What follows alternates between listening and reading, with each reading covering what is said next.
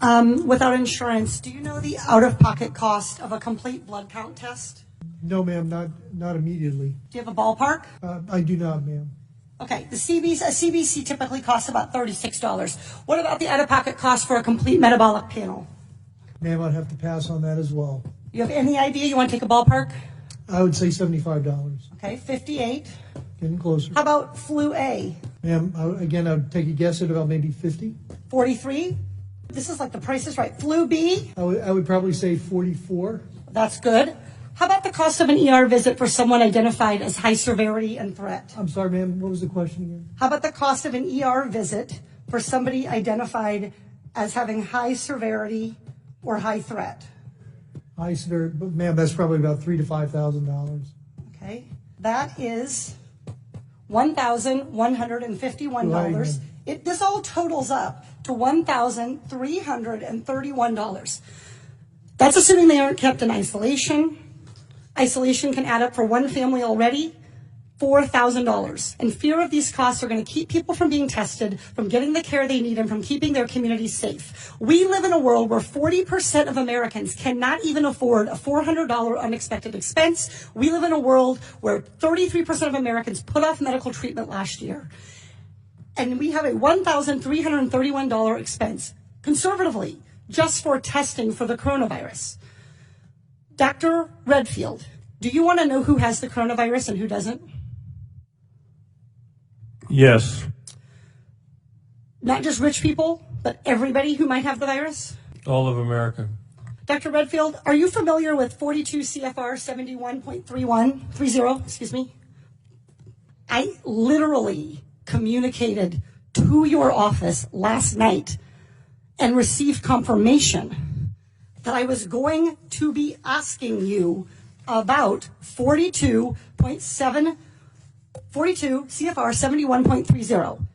This provides the director may authorize payment for the care and treatment of individuals subject to medical exam, quarantine, isolation, and conditional release. That I know about, and my office did tell me that. I just didn't know the numbers, ma'am. That's Congresswoman. Great, so you're familiar. Dr. Redfield, will you commit to the CDC right now using that existing authority to pay for diagnostic testing free to every American regardless of insurance? Well, I can say that we're going to do everything to make sure everybody can get the care they need. Reclaiming my time. Dr. Redfield, you have the existing authority.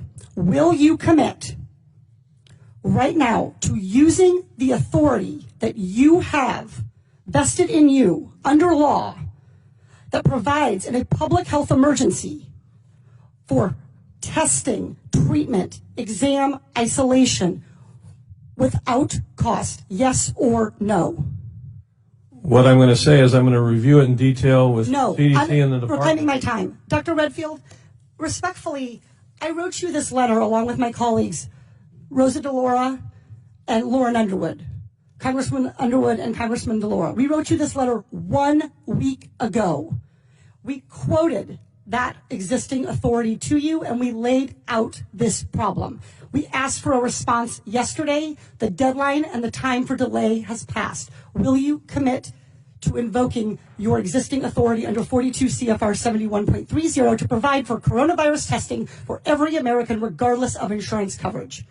What I was trying to say is that CDC is working with HHS now to see how we operationalize that. Dr. Redfield, I hope that answer weighs heavily on you, because it is going to weigh very heavily on me and on every American family. Our intent is to make sure every American gets the care and treatment they need at this time of this major epidemic, and I'm currently working with HHS to see how to best operationalize it. Dr. Redfield, you don't need to do any work to operationalize. You need to make a commitment to the American people so they come in to get tested. You can operationalize the payment structure tomorrow. I think you're an excellent questioner, so my answer is yes. Excellent. Everybody in America hear that. You are eligible to go get tested for coronavirus and have that covered regardless of insurance. Please, if you believe you have the illness, follow precautions. Call first. Do everything the CDC and Dr. Fauci, God bless you, for guiding Americans in this time. But do not let a lack of insurance worsen this crisis.